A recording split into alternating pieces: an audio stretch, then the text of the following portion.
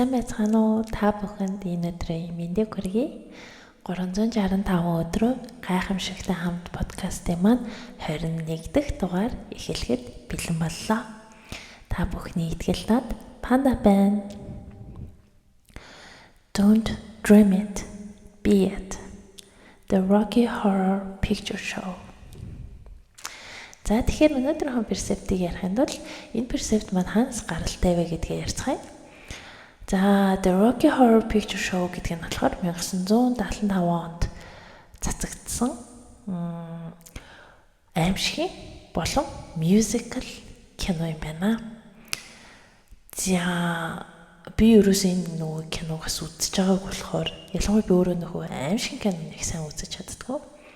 Тэгээ хэрэг энэ киног үзсэн хинэгэн байвал доор комент хэсэгт яг ямар үйл явдал гардаг талаар бичээд үлдээвэл итгэл танд Панда үнэхээр их баярлах юм.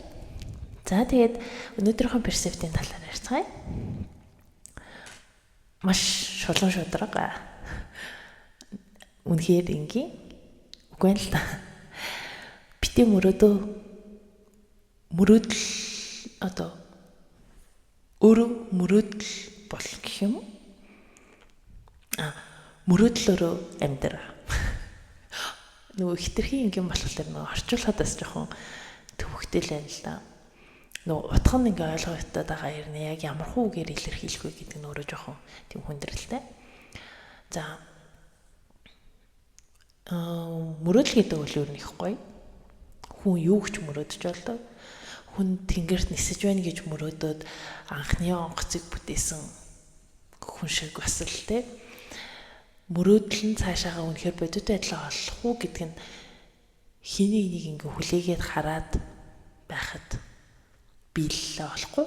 Яагаад гэвэл тэр мөрөөдлийг чи өөрөө ингээ мөрөөдөж байгаа болохоор тэр мөрөөдөлтөд хүрэх арга замаа яаж ирэлхийлж олох вэ гэдэг чинь бас чамаас шалтгаална гэсэн үг.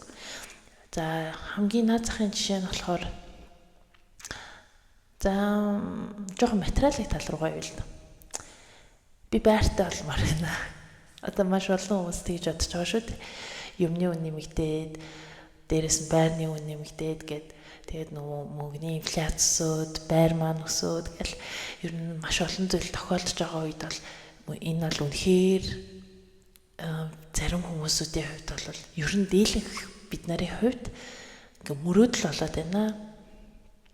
Гэтэл энэ мөрөөдлийг одоо бодит байдал болгохын тулд яах ёстой вэ? За хамгийн ихний алхам мөнгөө цуглуулах.